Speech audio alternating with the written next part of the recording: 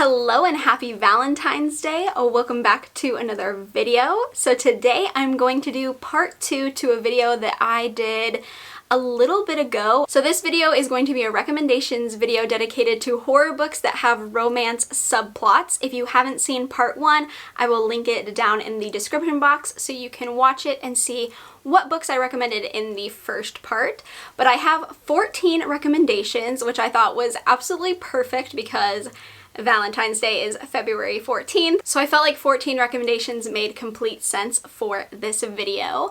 Now, before I start, I want to let you know that these books are all going to be very different, and so is the romance inside of them. So I'll let you know how big of a part the romance plays, but I feel like this stack here gives everyone something. So if you really love romance and you want like to be smacked in the face with it, there's a book in here for you. But if you're more on like the, I don't mind if there's like a little hint of romance, then I also have recommendations for you. But without further ado, let's get into some horror books that have a little bit of romance in them. So the first book I'm going to recommend is Vampires of El Norte by Isabel Cañas. This is the same author who wrote The Hacienda, which was in part 1 of this little series that I've been doing. So I feel like you'll be familiar with this author's writing if you've read The Hacienda. There are some slight differences that I will touch on here in a minute, but this is about the main characters, Nena and Nestor. Nena is the daughter of a rancher and Nestor is a vaquero. So they have a romance, obviously, but this also takes place in 1840s Mexico, and it's about the tensions between the people of Mexico and Anglo settlers. This also has a twist to it because there are vampires involved in this story. So if you're familiar with this author, then you'll know that this story is mainly romance. I would say that the romance is probably the biggest part of the plot more than anything else. Like, this is gonna smack you in the face with romance. This is very much more of a romance book than anything else in my opinion. But after the romance, I would say this is a very heavy historical story. So if you're interested in historical horror, I would definitely suggest this. It's definitely more historical than The Hacienda in my opinion. I feel like the historical aspect plays a much bigger role. And then I would say the horror comes in kind of at third. I don't think this is as horror as it could have been. I really like the vampire lore and the story surrounding the vampires in this book, but I felt like it kind of lacked. I felt like the horror could have been amplified a bit more. I kind of wish the horror and the historical had switched a bit, so there was more horror over the historical parts, but I did really enjoy this book. I really enjoyed Nena as a main character. I thought she was just so freaking cute and I loved everything about her, and I just thought she was a really good main character. So I do recommend this book. I don't think it's going to be for everyone, but I think if you really liked The Hacienda, you would probably also like this one. Following the vampire theme, the next recommendation is Night's Edge by Liz Curran. I recently read this book. I read it more towards the end of 2023, but I really enjoyed this one. This is about the main character, Mia, who takes care of her mother, Izzy, and Izzy has this issue that she can only satisfy with blood. And Mia takes care of Izzy. Mia sacrifices her life pretty much for Izzy. She spends all day worrying about her mother, taking care of her mother, doing everything for her mother. Like, everything revolves around Izzy. But then Mia meets Jade, and Jade is this musician who's got like an edge to her. And the more and more Mia and Jade hang out, Mia starts wondering if maybe she actually could have a life of her own. So obviously this is a vampire story. Like I said, it's a very different take on vampires. It's more on like a vampiric disease than it is like, I think, the typical idea of a vampire. This also heavily relies on complicated mother-daughter relationships. I think that's why I really enjoyed this story. I love a good vampire story, but I really enjoy complicated mother and daughters in horror. I just find it to be like a trope that I really enjoy, and I think this book did a wonderful job portraying their relationship and not necessarily having it compete with the vampire aspect, but kind of working harmoniously together. So I would say that the romance is a big part of the story, but I think the mother-daughter relationship is much bigger. It feels more subdued a lot of times, so I don't think that if you have like a huge issue with romance, this would bug you too much. Next up, we have a YA horror, and that is The Dead and the Dark by Courtney Gould. This is about the main character, Logan, whose dads actually have like a paranormal investigation TV show called Paraspectors, and they end up going to Snakebite, Oregon, and they're going to like investigate the weird happenings that are occurring in this town. When they show up, even more things start going a little bit wrong, and the dads and Logan are seen as outsiders. Logan ends up teaming up with Ashley, who is the girlfriend of one of the missing teen boys, and they kind of start looking into what's going on in Snakebite, Oregon, but they also have a little bit of a romance. So I'll be honest, the romance is actually probably my least favorite part of this book, which I know sounds weird that I'm suggesting it in this recommendations video, but I think a lot of people will actually enjoy this book and the romance, or even just the book, even if you don't like the romance. I think this book is such a fun one. I feel like this author handled the small town homophobia extremely well. It's very realistic, and I feel like a lot of people will be able to relate to some of the situations that happen in this book, and just like the way people behave. I think it's just really relatable and very well done. Again, the romance isn't my favorite. I had an issue with Ashley, the love interest. Logan I loved. Logan was like my favorite character. Ashley I had like a slight issue with, but I still enjoyed it for the most part, and I did think that their romance was cute. I just had some issues with Ashley as a character. And I would say that the romance is a big part of the plot, honestly.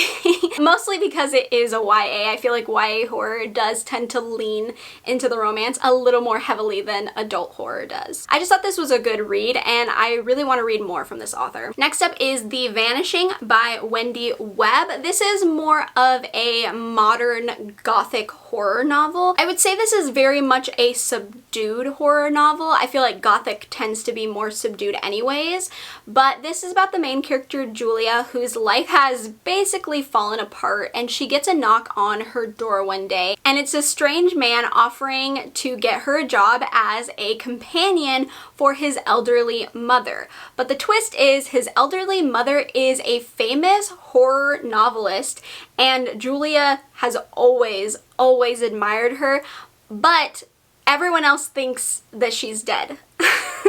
So it's kind of an opportunity of a lifetime, and Julia jumps at this offer and she decides to take the job as a companion.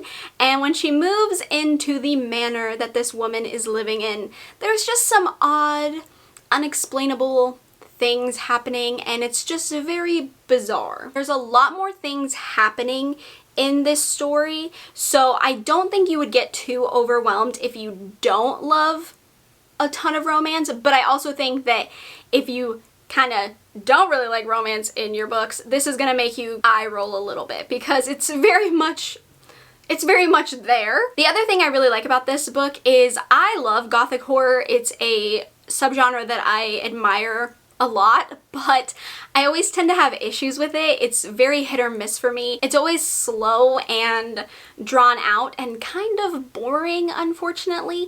But like I said, this is more of a modern gothic novel, and so I feel like a lot of those issues that I have with typical gothic novels isn't really in this one. It's a lot more fast-paced. There's a lot more going on, so it's not really boring. It still has that slow, creeping, atmospheric aspect that is popular in Gothic, but I feel like it's done more for people who have less patience with a Gothic novel, which is me. So I really enjoyed this. I don't think it's gonna be for everyone because I don't think this type of story is for everyone, but if it sounds like it's up your alley, I would highly recommend it. I know Wendy Webb has a ton of other modern Gothic stories. I just haven't read any, but this is an author that I have been meaning to check out more from. This is another YA story, and this is Anatomy, a Love Story by Dana Schwartz. This is a horror novel. I would say it's more of like a romance mystery with like a little bit of like cozy horror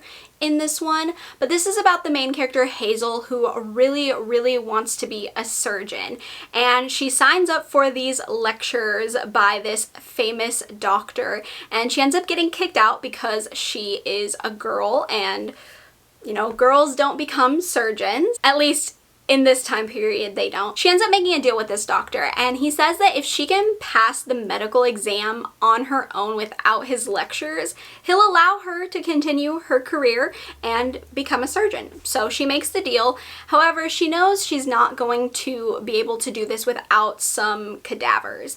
She ends up making the acquaintance of Jack, and he digs up corpses for a living. So it's kind of a match made in heaven. It's so interesting. I had not high hopes for this one, honestly. I didn't think it was going to be something I would like, mostly because of like the time period and because of the aspect of like medical stuff.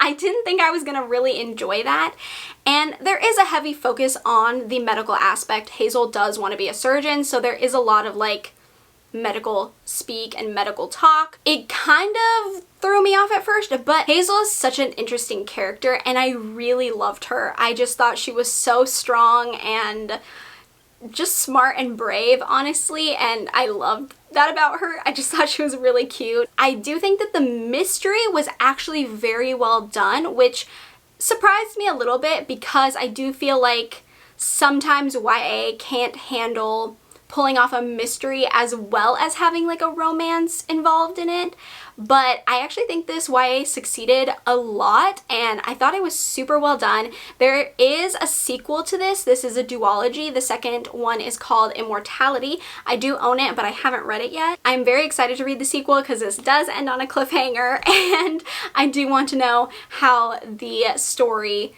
will end. I do highly recommend it, especially if you like cozy horror and if you like stories kind of like Darcy Coates. I feel like this is very similar and you would probably enjoy that. Next up is a book by one of my favorite authors, and that is Such Sharp Teeth by Rachel Harrison. I absolutely love Rachel Harrison. I think she's an incredible author. This is about the main character Rory, who moves back to her hometown to help out with her sister's pregnancy, and one night she kind of runs into an old love interest from high school, and you know, they have a little chit chat and she goes on her merry way, but when she's driving she hits an animal, and when she goes out to investigate she gets bit and some weird things start occurring in her life. This is a werewolf story, and this is more on the cozy horror side. I feel like Rachel Harrison sticks to cozy horror, but I will say this one is very gruesome, and a lot of the details and descriptions and like werewolf transformation scenes were a lot. I was actually kind of surprised, but like in a really good way. I really enjoyed that. I loved Rory as a main character, which I feel like Rachel Harrison also does really well. I always enjoy her main characters.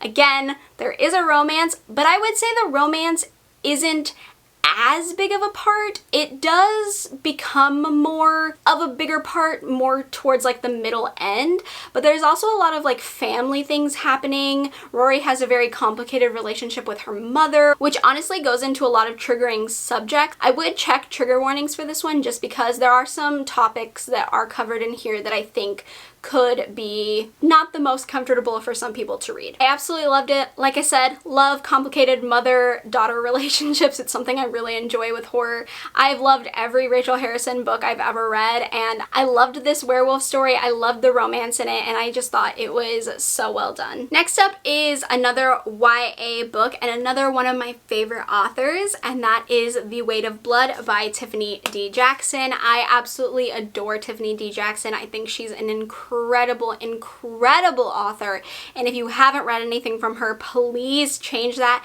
and check her out. She is just so amazing. So this is actually a Carrie retelling, so I'm not going to go too much into the plot because I feel like Carrie is a very well-known story, but there are several differences in this story. Like, the main character Maddie is biracial, and a lot of the book focuses on racism. It's very much a Carrie retelling though, and it does, I would say, stick very, very close to Carrie. I would say it is a very faithful retelling. One of the differences in this story is that there is a romance in it. Personally, it wasn't my favorite, which again, I know sounds silly that I'm like suggesting this book, but I do know that other people enjoy different types of romance, so not everything that works for me will work for everyone. I could have done without the romance in this one. I think the book would have worked just a tiny bit better in my favor had the romance not been included, but I know several people have said that they loved that the romance was an addition and that they even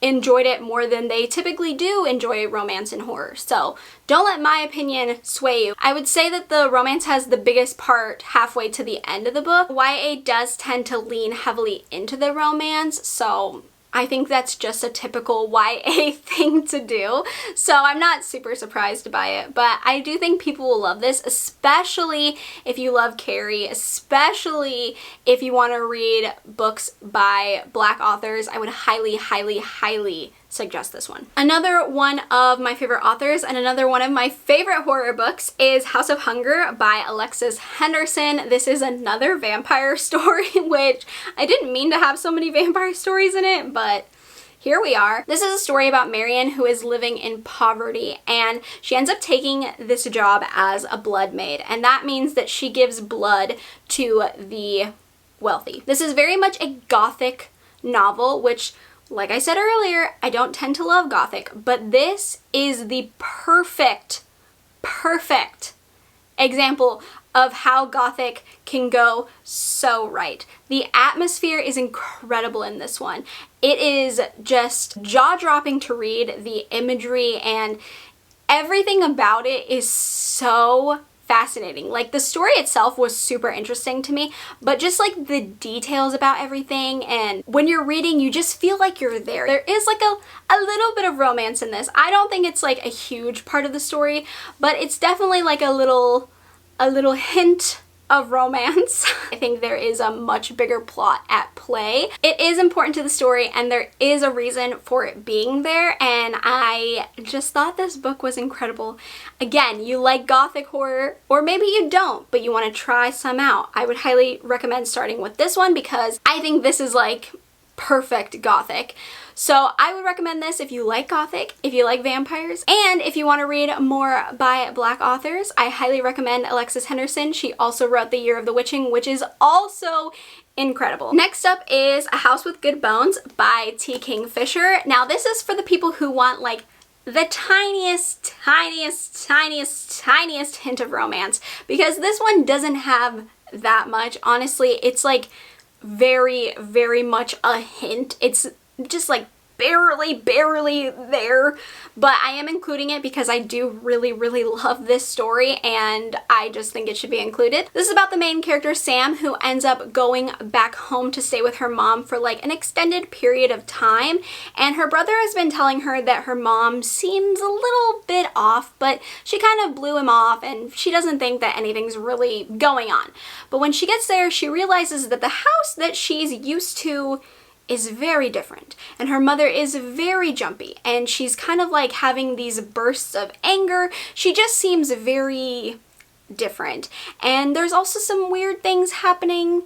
around the house and she just doesn't know what's going on. So this is a Southern Gothic novel, which I believe this is like the first Southern Gothic novel that I've actually enjoyed, but I'm not surprised because I think T. Kingfisher is just a really good author. I really love her characters. They're always so like quirky and fun and like funny and cute. I just really love her characters. I find her writing to be very, very easy and something that I can digest at a rapid rate, and it's not too hard to follow. I feel like this one does get a little bit bizarre towards the end. It kind of has like a weird thing going on, but it worked really, really well for me, which is also something that doesn't always work for me. So I think this one was just very interesting and very fun. It's also very short, so it's not going to take up too much of your time if you want to just give it a try and see how you feel about it. I think this one is kind of the perfect little quick novel to read. There's a romance, but it's like very, very, very, very tiny. Very, very tiny. Very tiny. It's not going to overwhelm you at all. This next one is another YA horror, and it is This Delicious Death by Kayla Cottingham. I actually included this author's other novel, My Dearest Darkest, in part 1, and I love them both. I do think My Dearest Darkest is my favorite, but I really, really enjoyed this one. This is a cannibal story, and just like Night's Edge, it's a very different take on cannibalism. But this is about this thing that happened 2 years ago called the Hollowing. And what happened is people just went feral. They were attacking people and just kind of went crazy. And the only way for them to survive was to eat human flesh, basically. So these people are called hollows, and scientists came up with a way so they didn't have to, you know, eat their families and friends, and they created this synthetic human meat so people could stay alive but not attack people. Zoe, Celeste, Valeria, and Jasmine, all hollow girls, which means that they eat this synthetic flesh to stay alive. They decide to have one last fun hurrah before graduation, and they're going to the desert for this music festival. Basically think of like Coachella. It's basically like that. The first night of the festival, Valeria ends up going feral and eating one of the members of this band. And then people start disappearing, and the 4 girls are very concerned because this is very out of character. If they are eating the synthetic flesh, they should be fine, so they start investigating. A very interesting take on cannibalism that I have never seen done before, and I kind of liked it. It kind of had like a disease feel, but the main focus is what's happening with the 4 girls and the situation at this music festival, and I really enjoyed the 4 girls. I enjoyed the characters a lot. I liked the romance. It's very interesting how the romance kind of plays out in this story. I just thought the author did a very unique twist, and I thought it was really enjoyable and really fun. This next one is a very interesting novel, and that is Katie by Michael McDowell. This story is kind of bizarre, but I do think a lot of people will like it, and it's actually very, very, very different from the rest of the books that I'm recommending.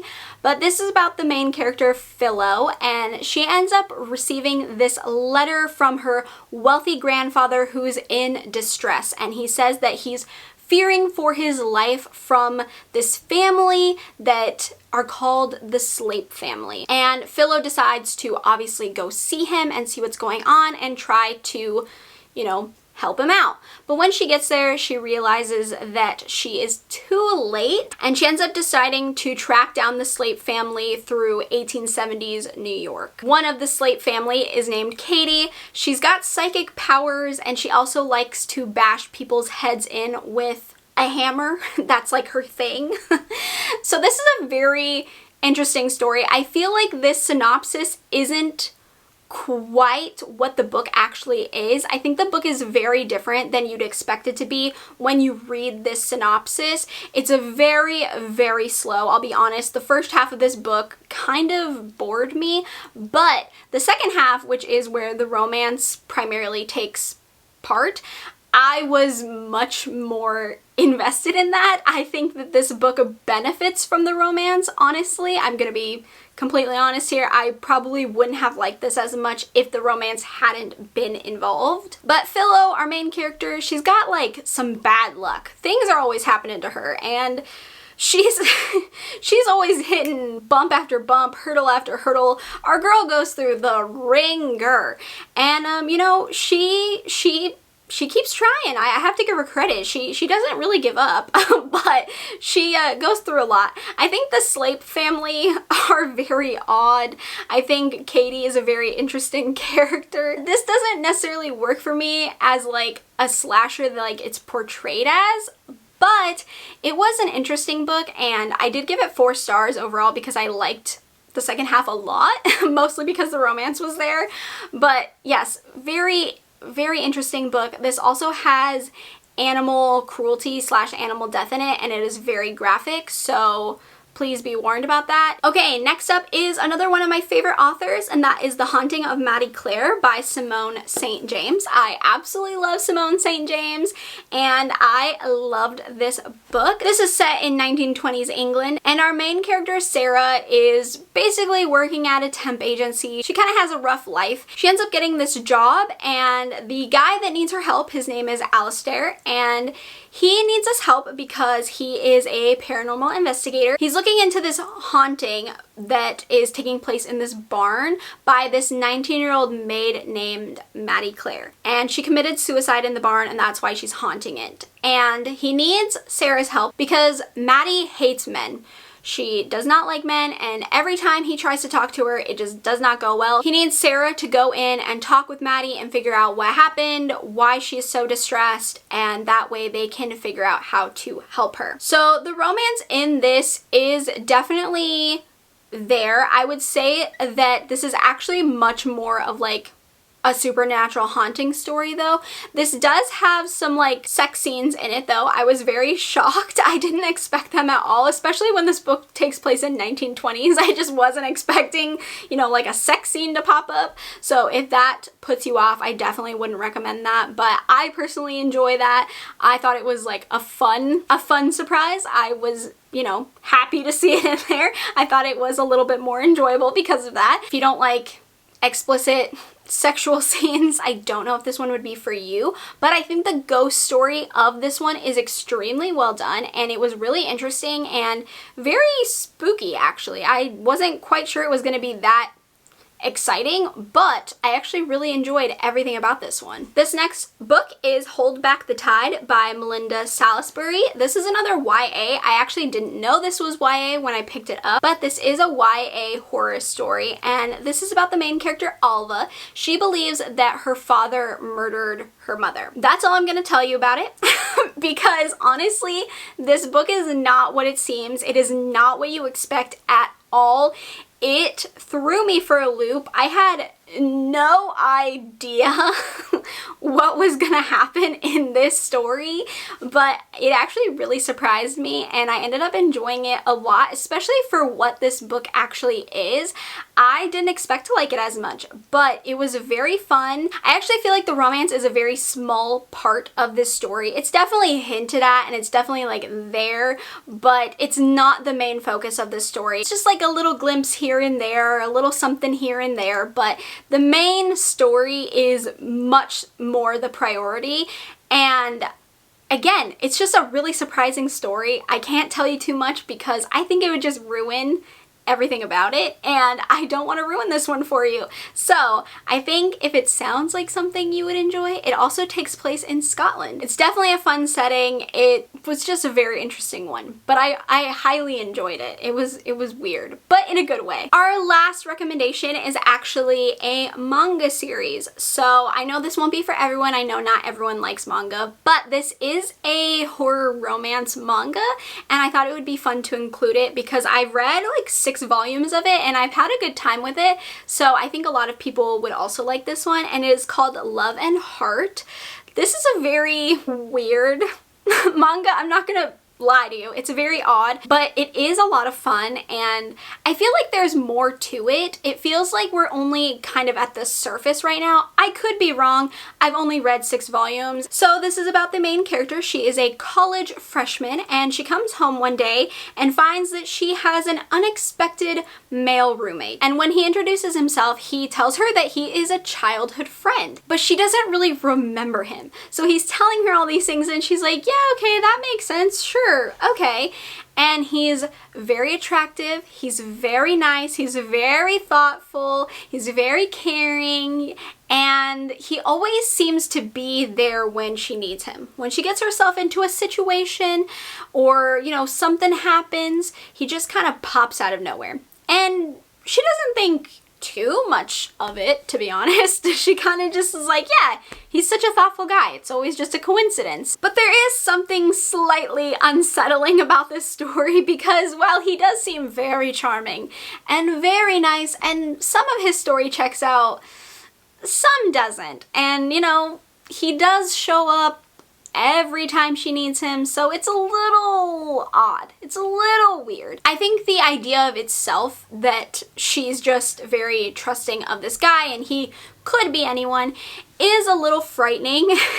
That to me is very horrific, and some of the situations that she gets into are very scary, but I don't feel like it's super horror at the point where I'm in it right now. I do not know about later volumes. I do feel like there is something there though. There's just some references to things and some like talk about things that kind of make me pause. So I'm waiting for something to happen in this series. It's not like a romance, like a sweet, cute romance. There's just something slightly off there, but it is an interesting story and I am looking forward to seeing what's going on in it. I feel like maybe I'm missing something. I don't know. I feel like there are some people that would really enjoy this one, so that's why I wanted to include it. Alright, so that's going to do it for my recommendations on horror books with romantic subplots. I hope you enjoyed. I hope I gave you a good variety of books. I hope that I gave you books that you might not have heard of yet, or that you maybe were interested in reading but you haven't felt that push to check them out yet. So hopefully this was a fun little recommendations video. Again, I have part 1 already, so if you want to check out what I recommended in part 1, I will link that down below for you so you can watch that one as well. If you have any recommendations with horror books with romance in them, I would love to know them because I'm always on the hunt for a good horror book with romance. It's one of my favorite types of horror books to read, so I'm always looking for new ones. If you have any suggestions for anyone in the comments, definitely leave them. I think that would be super helpful, and I think it would be just fun to talk about more horror with romance because I feel like they're an unlikely combination that just work really well. I hope you enjoyed this video. If you did, go ahead and give me a thumbs up. That would really help. If you haven't already, feel free to subscribe to my channel. I also have a Patreon linked down in the description box. You can check it out and see if you would like to join. I would really appreciate either subscribing or joining the Patreon. Both are really, really helpful for me and my channel. And with that being said, I hope you are having a great day, night, morning, afternoon, wherever you are, and I will see you in my next video. Bye!